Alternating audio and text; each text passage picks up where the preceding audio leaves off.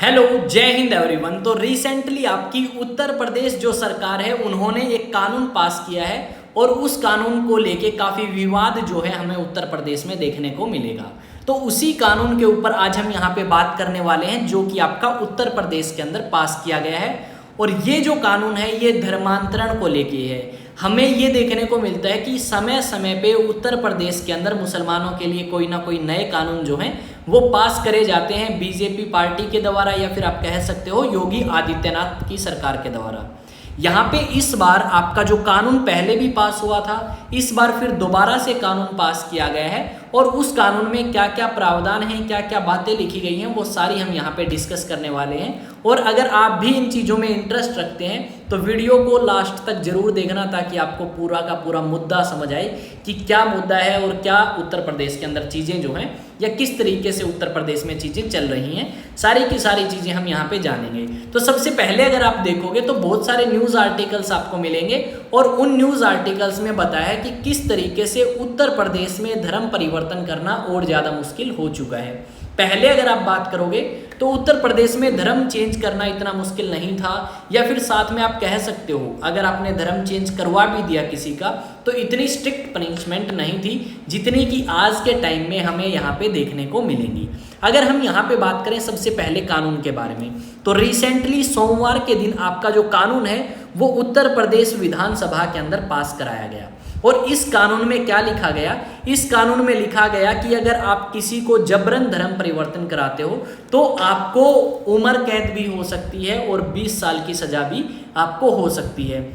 साथ में इसने ये कहा कि कोई भी विदेशियों से फंडिंग नहीं लेगा और साथ में पैसे के लालच में आप धर्म परिवर्तन जो है लोगों का नहीं करा सकते। ये बात आपकी इस कानून के अंदर या योगी आदित्यनाथ सरकार ने सीधी सी भाषा में अगर बात कहें तो यहाँ पे कह दी है। यहाँ पे अगर आप देखोगे तो कई बार हम लव जिहाद का जो नारा है वो काफ़ी बार सुनते हैं और समय समय पे इसके बारे में हमें जो जिक्र है वो सुनने को मिलते हैं। यहाँ पे अगर हम बात करें तो और भी बहुत सारी न्यूज़ जो है हमारे सामने यहाँ पे आई है।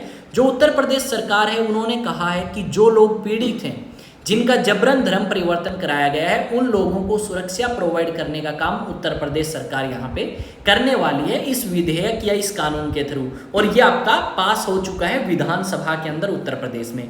इसी के अलावा अगर आप बात करें तो यहाँ पे और भी बहुत सारे लोग हैं। कुछ लोगों ने आपका ये कहा है कि जो आपके योगी आदित्यनाथ है या ये जो कानून पास किया गया है इसमें एक प्रावधान ये है कि अगर मान लो मैं लड़का हूँ और मैंने किसी लड़की से शादी कर ली और उस लड़की ने शादी के बाद में धर्म परिवर्तन अपनी मन मर्जी से किया है या पहले किया है तो उसको सजा नहीं दे सकते। अगर उस लड़की के फैमिली मेंबर्स मेरे खिलाफ कोई केस करते हैं कि इस लड़के ने जबरन उस लड़की का धर्म परिवर्तन कराया है तो मेरे खिलाफ एक्शन लिया जा सकता था। पर अब इस कानून में ये लिखा गया है कि अगर कोई भी व्यक्ति कंप्लेंट करता है तो उसी बिहाफ पे, उसी बेसिस पे मुझे क्या हो सकती है, सजा हो सकती है।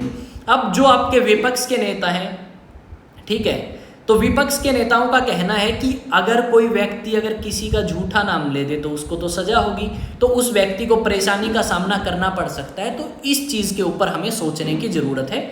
ये विपक्ष ने बात कही है और मेरे हिसाब से ये बात बिल्कुल जायज़ है। विपक्ष ने ये जो बात कही है, कई बार झूठे जो नाम है एक दूसरे को फंसाने के लिए भी लगा दिए जाते हैं, तो अब से वो नहीं होंगे। और आज जो मेरी है ये पहली वीडियो है जब मैं आपको बिल्कुल नज़र भी आ रहा हूँ सामने, और काफ़ी अच्छा फील हो रहा है मेरे को भी, क्योंकि भाई इंटरेक्शन जब होती है ना स्टूडेंट से तो उसमें थोड़ी सी अच्छे तरीके से चीज़ें जो है आप समझा सकते हो। यहाँ पे विपक्ष ने बात कही, अगर हम यहाँ पे बात करें तो पहले जो प्रावधान थे सजा के वो 10 साल तक के थे। अब 10 साल की जगह वो 20 साल हो चुके हैं और उम्र कैद में भी बदल चुके हैं। यहाँ पे अगर बात करें फाइन की तो भाई फाइन पहले था 50,000 रुपये, अब ये 50,000 रुपये से बढ़ के हो चुका है 5 लाख रुपये। और यहाँ पे ये बात कही गई है कि ये जो 5 लाख रुपये हैं ये आपको किसको मिलेंगे? ये मिलेंगे उस पीड़ित व्यक्ति को जिसका जबरन धर्म परिवर्तन कराया गया है या जिसको धर्म परिवर्तन जिसने कर लिया है किसी भी कारण। तो आप किसी को भी जबरन शादी के लिए या किसी भी चीज़ के लिए धर्म परिवर्तन के लिए नहीं कह सकते। अगर आप ऐसा कुछ करते हैं तो आपको अब कठोर सजा का सामना करना पड़ेगा अगर आप उत्तर प्रदेश के निवासी हैं तो। ठीक है, यहाँ पे आप देख सकते हो कि पहले आपका जो 10 साल का प्रावधान था अब वो उम्र उम्र कैद में बदल चुका है। इसके अलावा भी और बहुत सारी जो चीज़ें हैं वो यहाँ पे बताई गई हैं। उत्तर प्रदेश सरकार से जब जवाब मांगा गया कि आप तो मुसलमानों को टारगेट कर रहे हैं और मुसलमानों के लिए आपने ऐसे कानून पास किए हैं, मेरे जैसा टैब लेके बैठा है योगी आदित्यनाथ, ठीक है भाई मजाक कर रहा हूँ। तो जब उत्तर प्रदेश के अंदर विपक्ष के नेताओं ने क्वेश्चंस पूछे तो आपकी रूलिंग पार्टी है, बीजेपी पार्टी है, उन्होंने जवाब दिए कि बहुत सारी औरतें हैं, लड़कियां हैं जिनका जबरन धर्म परिवर्तन करा के शादी कराई जाती थी, अब वो चीज़ें रुकेंगी। लड़कियों के साथ सेक्सुअल हैरेसमेंट के केसेस सामने आते थे, वो जो सेक्सुअल हैरेसमेंट के केसेस हैं वो आपके अब काफ़ी कम आपको देखने को मिलेंगे। इस तरीके के जो जवाब हैं, या औरतों की तस्करी करी जाती थी, इस तरीके के जवाब जो हैं उत्तर प्रदेश सरकार की तरफ से हमें यहाँ पे देखने को मिले हैं। और सीरियस क्राइम के अंदर आपकी ये जो चीज़ है ये इन्होंने ऐड करी है कि ये चीज़ नॉर्मल नहीं है, सीरियस है भाई उत्तर प्रदेश सरकार के लिए। यहाँ पे अगर हम बात करें तो भाई विधेयक को पारित करने के राजनीतिक मकसद भी हो सकते हैं। कुछ लोगों ने ये आरोप लगाया है कि जहाँ लोग इनसे डिमांड करते हैं कि रोजगार पैदा करो, लोगों को रोजगार दो, बिल्कुल सही बात है ये, ठीक है। उत्तर प्रदेश के अंदर बहुत सारे एग्जाम हुए और बहुत सारे एग्जाम होने के बाद लीक भी हुए, कैंसिल भी हुए, जिसमें उत्तर प्रदेश कांस्टेबल एक एग्जाम है। मैं स्पष्ट भाषा में बात बता देता हूं आपको। तो उत्तर प्रदेश में जब लोग डिमांड करते हैं कि आप रोजगार क्यों नहीं पैदा करते, तो वहां पे ऐसे मुद्दे जो हैं हमें देखने को मिलते हैं न्यूज़ के अंदर कि आपका एक कानून हमने पास कर दिया, अब आप इजीली धर्म परिवर्तन नहीं करा सकते और शादी नहीं कर सकते। अगर लड़का लड़की और उसके परिवार वाले खुश हैं तो तीसरा बंदा आके कंप्लेंट क्यों करे? ये बिल्कुल वियर्ड कंसेप्ट मुझे लगा, बिल्कुल अजीब लगी ये बात कि अगर कोई तीसरा बंदा भी, यानी यहाँ पे तो ये बात होगी जो हिंदू रक्षक दल जिन्हें हम बोलते हैं, जैसे आरएसएस है, बजरंग दल है, हिंदू महासभा है, इस तरीके के ऑर्गेनाइजेशंस जो हैं वो यही चीज़ चेक करते हैं कि कौन लड़का हिंदू था और कौन लड़की हिंदू थी और किन्होंने शादी करी है। तो वो तो कभी भी जाके आपकी कंप्लेंट कर सकते हैं और उस समय आपको परेशानी का सामना करना पड़ सकता है, क्योंकि आप ये नहीं कह सकते। इसमें ये कहा गया है कि अगर आप शादी के लिए धर्म परिवर्तन कराते हैं तो आपको परेशानी का सामना करना पड़ सकता है, पर यहाँ पे अगर आप वैसे धर्म परिवर्तन करना चाहते हो तो आप कर सकते हो। पर अगर आपने धर्म परिवर्तन किया और शादी कर ली तो आप तो फंस चुके हो, क्योंकि आपको किसी ना किसी तरीके से लोग जो हैं वो फंसवा देंगे और आप फिर सारी उम्र जेल में सड़ोगे भाई, ठीक है। यहाँ पे आप एक न्यूज़ आर्टिकल और देख सकते हो, योगी सरकार के नए धर्मांतरण कानून में क्या है जिस पर हो रहा है विवाद। तो ये चीज़ मैंने तो आपको बताई है। यहाँ पे अगर मैं एक दो चीज़ें और डिस्कस करूँ आपके साथ में, तो आपके जो समाजशास्त्री हैं वो क्या कहते हैं? समाजशास्त्री आपका यही कहते हैं कि रोजगार के ऊपर ध्यान देना चाहिए, सरकार को अच्छे काम करने चाहिए, और जो लव जिहाद के मैटर हैं ये आज से 100 साल पहले की बातें हैं। आज के टाइम में लड़का भी समझदार है, लड़की भी समझदार है, और वो अपनी मन मर्जी से ही निर्णय लेते हैं। साथ में फैमिली भी आज के टाइम में कई जगह इंक्लूड होती है।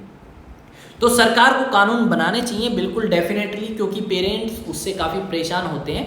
पर किसी एक स्पेसिफिकली या एक धर्म के लिए हम कहें अगर यहाँ पे बात, तो वो थोड़ा सा वियर्ड लगेगा, स्पेशली उत्तर प्रदेश जैसे राज्य के लिए, क्योंकि उत्तर प्रदेश राज्य के अंदर काफ़ी बड़ी आबादी में मुस्लिम जनसंख्या आपकी रहती है, ठीक है। और ये बात हम सभी को पता है या नहीं पता है, ठीक है। यहाँ पे अगर हम बात करें पुराने कानून की, तो पुराने कानून में किस तरीके के आपके प्रावधान थे? पुराने कानून में ये था कि अगर आप जबरन धर्म परिवर्तन कराते हो तो आपको 1 साल से 10 साल के बीच में सजा हो सकती है। आपको 50,000 रुपये फाइन पे करना पड़ सकता है, जबकि अब फाइन क्या हो चुका है? 1 लाख रुपए तक का हो चुका है, ठीक है। दूसरी अगर इसके अलावा आप बात करें तो और क्या चीज़ थी भाई? और इसके अंदर बताया गया था कि अगर आप धोखे से धर्म परिवर्तन कराते हैं तो आपको 5 साल की सजा होगी। अगर आप धर्म परिवर्तन करते हैं तो आपको मजिस्ट्रेट को नोटिस देना होगा कि मैं तो धर्म परिवर्तन करना चाहता हूँ 2 महीने पहले। अगर आपने मजिस्ट्रेट को नोटिस नहीं दिया तो आपको सजा हो सकती है 1 साल से लेके 3 साल के बीच में। ये बात आपकी इसमें कही गई। इसके अलावा अगर आप बात करें सिर्फ शादी के लिए फ्रॉड तरीके से आप धर्म परिवर्तन कराते हो तो भी आपको अधिकतम से अधिकतम 10 साल की सजा हो सकती है। यहाँ पे कुछ आपके नेता हैं, पॉलिटिशियंस हैं, जिन्होंने अपने विचार जो हैं वो रखे हैं, ठीक है। ये सपा पार्टी की तरफ से है, इन्होंने कहा है कि अगर लड़का लड़की समझदार हैं तो तीसरे बंदे की शिकायत करने का कोई मतलब ही नहीं बनता। दूसरा बीजेपी के नेता हैं आचार्य प्रमोद कृष्णम, इन्होंने कहा है बिल्कुल अच्छे तरीके से सही काम किया है, हिंदू धर्म को बचाने के लिए यूपी सरकार का 1 नंबर का फैसला है। ये बात आपकी बीजेपी के नेता द्वारा कही गई है। बीजेपी के नेता तो बोलेंगे, क्यों बोलेंगे? क्योंकि उनकी सरकार ने ये कानून पास किया है।